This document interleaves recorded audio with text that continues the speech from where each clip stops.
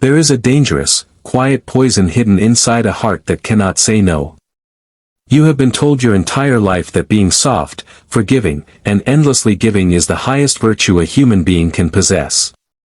You were taught that if you just turn the other cheek, if you give people third and fourth chances, if you sacrifice your own sanity to fix everyone else's mess, the world will eventually reward your pure heart. But look at your life right now. Are you truly at peace, or are you utterly exhausted? Are you surrounded by genuine love, or are you surrounded by emotional parasites who drain your energy and vanish the moment you need help? The ancient Stoics understood a chilling reality that modern society refuses to admit: kindness without wisdom is not virtue, it is cowardice in disguise. When you give without boundaries, forgive without repentance, and trust without verification, you aren't being a saint. You are building the very trap that will eventually destroy your own life. Why does your willingness to help always seem to attract the most toxic people into your circle? What is the subtle psychological mistake that transforms your generosity into an open invitation for disrespect? And how did ancient kings and sages exercise a fierce, dangerous compassion that protected their souls while keeping their boundaries impenetrable?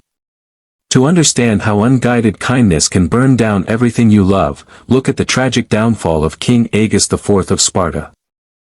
Agis came to power in a decaying Spartan state where a handful of greedy aristocrats owned all the land, while thousands of citizen soldiers were drowning in massive debts and living in extreme poverty. Agis possessed a deeply compassionate heart. He couldn't bear to watch his people suffer. He wanted to restore equality, cancel all predatory debts, and redistribute the land so that every Spartan family had a home and a dignified future. Agis had a relative named Agesilaus, a wealthy, treacherous nobleman who owed immense sums of money to various banks. Agesilaus saw the young king's tender heart and recognized an opportunity to exploit his kindness. Agesilaus walked up to Agis with tears in his eyes, pretending to support the king's noble vision, and said, "My dear nephew, your plan is divine. But if we try to cancel debts and redistribute land all at once, the wealthy elite will revolt. Let us cancel all the debts first. Once the debts are wiped clean, we will redistribute the land." Agis was so pure, so trusting, and so eager to see his people relieved of their pain that he agreed without demanding guarantees. The royal decree was issued. Massive bonfires were built in the public square of Sparta, and every debt record in the kingdom was burned to ash. Agesilaus stood by the fire, smiling quietly as his massive fortunes were freed from debt. But the moment Agesilaus' personal debts were erased, he dropped his mask. He used his wealth to hire private mercenaries, delayed the land redistribution indefinitely, and stalled every single promise the young king had made to the poor. The citizens felt betrayed by Agis. They believed their young king had lied to them, while the wealthy elite plotted behind closed doors to overthrow him. When a political coup broke out, Agis refused to use violence to defend himself because he didn't want Spartan blood on his hands. He surrendered peacefully, trusting that his enemies would show him the same mercy he had shown them. Look at what his kindness earned him. His political rivals dragged Agis into a dark dungeon, denied him a trial, and strangled him to death with a hemp rope. Moments later, they dragged his elderly mother and grandmother into the same cell and executed them alongside him. Agis's pure, boundaryless kindness didn't save Sparta, it destroyed his family, empowered his worst enemies, and left his people in deeper misery than before. Let that sink in. Agis committed the ultimate sin of the soft-hearted. He assumed that because his intentions were pure, the people around him would act with the same integrity. He mistook snake-like deception for genuine alliance because he was too kind to question motives. When you operate in this world without wisdom, your kindness becomes a weapon handed directly to your enemies. Toxic people do not look at your soft heart with gratitude. They look at it as a weakness to be harvested. They test your boundaries in small ways, a late arrival, a broken promise, a passive-aggressive comment, and when they see that you forgive them instantly without accountability, they upgrade their demands. They take your time, your money, your focus, and your emotional stability, leaving you empty while they grow fat on your sacrifices. This brings us to the first brutal law of wise compassion: Kindness without boundaries is self-destruction. Think of your life as a sacred house. Virtue, generosity, and love are the warm fire burning inside your living room. Boundaries are the heavy wooden doors and iron locks on your front gate. If you build a grand fire inside your house but refuse to put a lock on your door, anyone can walk in off the street. Thieves will steal your furniture, wild animals will sleep on your carpets, and hostile strangers will extinguish your fire. You wouldn't leave your physical home unlocked for opportunistic thieves, so why do you leave your mind, your time, and your emotional energy unlocked for every parasite who demands your attention? A truly wise person understands that no is a complete sentence. When you say no to a toxic request, you aren't being cruel, you are protecting the sacred resources you need to fulfill your true duty in this world. Every time you say a weak, reluctant yes to someone simply because you are afraid of disappointing them, you are saying no to your own peace, your own family, and your own purpose. Now, consider the second law: exercising soft mercy toward bad behavior is an act of cruelty toward good people. To see what this looks like in practice, look at the life of Emperor Galba, the Roman ruler who succeeded Nero. Galba was an old, disciplined soldier who wanted to be a good, merciful ruler. When he took the throne, Rome was filled with corrupt officials, murderous guards, and greedy politicians who had pillaged the empire under Nero's reign. Instead of executing or banishing these proven traitors, Galba decided to exercise broad, soft forgiveness. He pardoned corrupt generals, allowed treacherous senators to keep their stolen fortunes, and refused to punish guards who had committed horrific crimes against citizens. Galba told himself that mercy would win their hearts and bring peace to Rome. Look at the catastrophe his soft mercy created. The corrupt officials didn't feel gratitude, they saw Galba's mercy as proof that the emperor was weak and foolish. Within 7 months, those exact same pardoned traitors organized a bloody military rebellion in the streets of Rome. They dragged the old emperor into the forum, murdered him in broad daylight, and plunged the Roman Empire into a horrific civil war where tens of thousands of innocent citizens lost their lives. Galba's soft mercy toward traitors was a death sentence for the innocent people he was sworn to protect. When you forgive people who repeatedly violate your trust, cheat on you, lie to your face, or disrespect your boundaries, you aren't practicing higher spirituality. You are endorsing their bad behavior. You are teaching them that treating you poorly carries zero consequences. Even worse, by giving your time and energy to toxic, unrepentant people, you steal those exact same resources away from the good, loyal, honest people in your life who actually deserve your love and support. True kindness is not passive softness, it is active justice. Sometimes the most loving thing you can do for a person is to let them suffer the full, cold consequences of their own actions. We have unmasked the tragic downfall of King Agus, the fatal mistake of Emperor Galba, and the foundational necessity of impenetrable boundaries.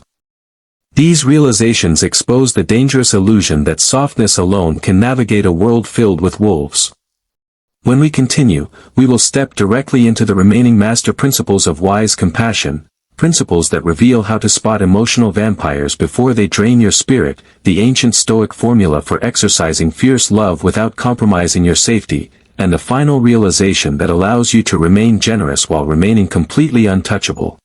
A solitary figure stands on the marble steps of the Roman Forum as the rain begins to fall. He has spent 30 years giving his wealth to the poor, defending accused citizens for free in court, and treating every enemy with open arms. Yet, as he looks at the mob gathering below with daggers hidden beneath their cloaks, he realizes a terrifying truth: the people who are about to destroy him aren't angry because he harmed them, they are angry because his endless generosity made them feel small, helpless, and ashamed of their own bitter lives. This brings us directly to the third law of wise compassion: unfiltered generosity to the ungrateful produces bitter hatred, not love. When you understand this fundamental law, your relationship with human generosity shifts completely. You no longer view kindness as a passive emotion that you throw at every passing stranger. You view kindness as a valuable, sacred treasure that must be distributed with extreme precision, wisdom, and discernment. You realize that giving indiscriminately to those who destroy themselves is not mercy, but enabling. Look at the forgotten psychological encounter between the famous philosopher Seneca and his ungrateful student, Marcus Novatus. Novatus came from a modest family, and Seneca showered him with financial gifts, political opportunities, and social connections across Rome. Seneca believed that by giving endlessly to Novatus, he was building a deep, unbreakable bond of lifelong loyalty and mutual affection. Instead, a dark, insidious transformation occurred inside Novatus's mind. Every time Seneca handed him another gift, Novatus felt a stinging sensation of shame inside his chest. The gifts were a constant, painful reminder that he was dependent on Seneca's greatness. Instead of feeling genuine love, Novatus began to secretly resent Seneca. He began to look for small flaws in Seneca's character to justify his growing envy and quiet bitterness. When political enemies eventually fabricated false charges against Seneca, Novatus didn't stand up to defend his benefactor. He joined the accusers, testifying against Seneca in court in order to free himself forever from the psychological weight of gratitude. Let that sink in. When you give endlessly to someone who lacks virtue and character, you do not inspire love, you inspire resentment. Your generosity forces them to confront their own personal inadequacy every single day. They realize that they cannot match your character or your strength, so their mind creates a defensive lie. They convince themselves that you are giving only to flex your superiority, or that you are secretly manipulating them. Eventually, they will attack you just to prove to themselves that they owe you nothing at all. Stop feeding people who bite the hand that cleans their plate. Give your precious resources only to those who demonstrate genuine humility, accountability, and real character. Now, step into the fourth law of wise compassion. Wisdom demands that you test people with small trust before handing them large power or opening your heart completely. Consider the military discipline of the ancient Spartan commander Lysander. When Lysander was selecting men to lead garrisons in newly conquered cities, he never chose soldiers based on how polite, enthusiastic, or sweet they appeared on the surface. He knew that superficial charm is the easiest mask to wear during times of peace and ease. Lysander would place a candidate in charge of a tiny, insignificant outpost with a small sum of money and observe how the man handled small temptations when no one was watching.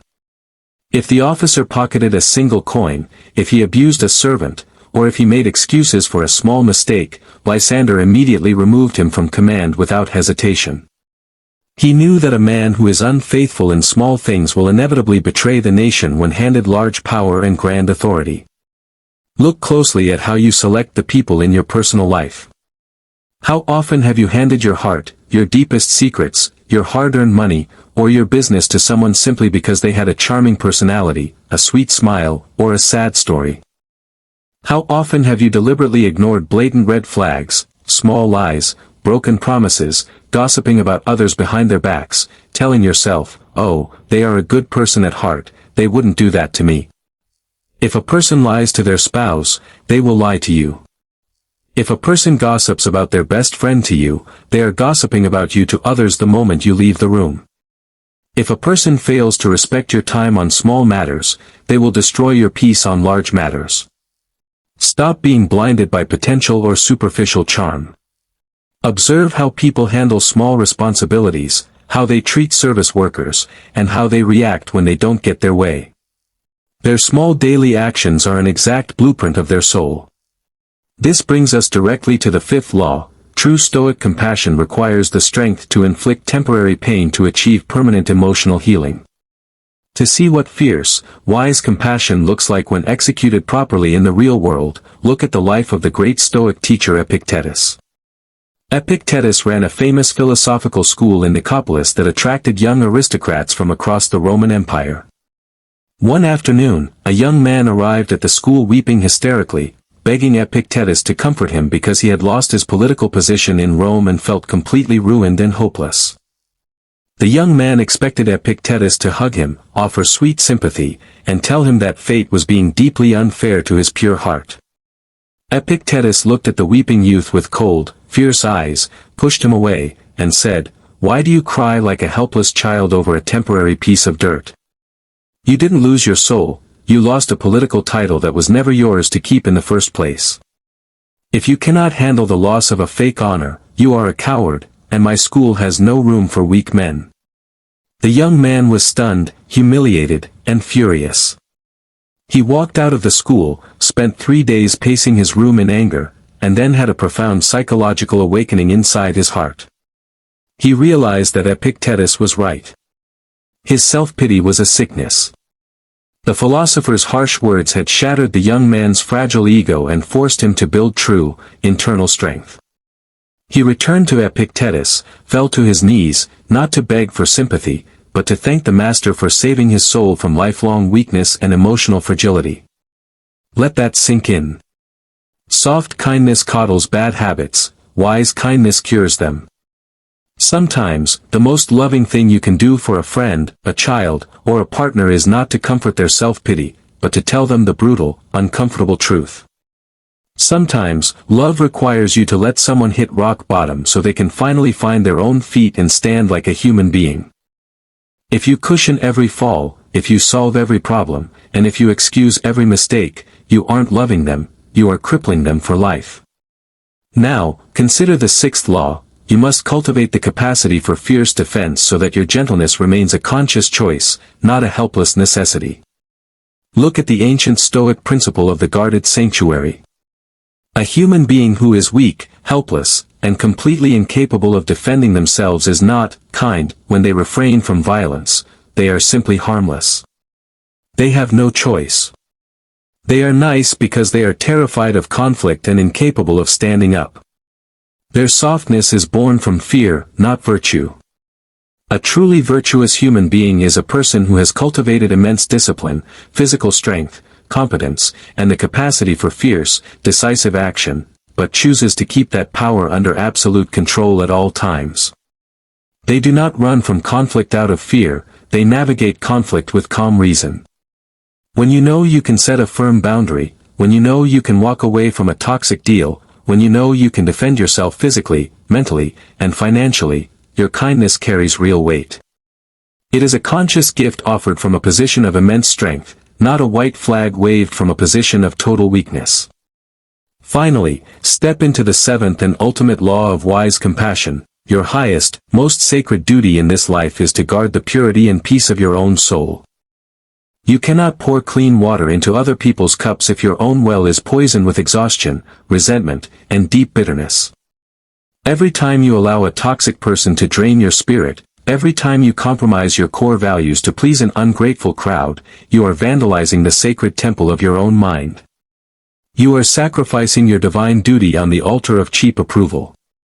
Stand guard at the door of your mind like an unyielding Roman centurion. Inspect every person who asks for entry into your life. Demand credentials of virtue, honesty, accountability, and mutual respect. Be generous with your light, but never hand over your lantern. Be soft in your heart, but remain absolute iron in your boundaries. The era of weak, self-destructive softness ends for you today. If you are ready to stand firm in your truth, protect your peace, and step into the unshakable power of wise compassion, do not let this moment pass you by. Subscribe right now to the Stoic Path for another similar content. Guard your heart, master your firm boundaries, and step into your ultimate strength today.